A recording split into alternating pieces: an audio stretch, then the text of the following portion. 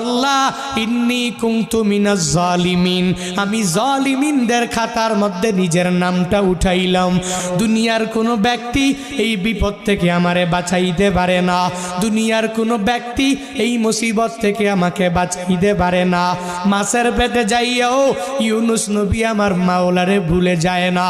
ইউনুস নবী যখন আল্লাহকে জানাইয়া দেয়, আল্লাহ লা ইলাহা ইল্লা আনতা, ও দয়ার মালিক তুমি ছাড়া কোনো ইলা নাই, তুমি ছাড়া কোনো মাবুদ নাই, তুমি ছাড়া কোনো মাশুক নাই, তুমি ছাড়া ইবাদত পাওয়ার যোগ্য দুনিয়াতে কেউ নাই।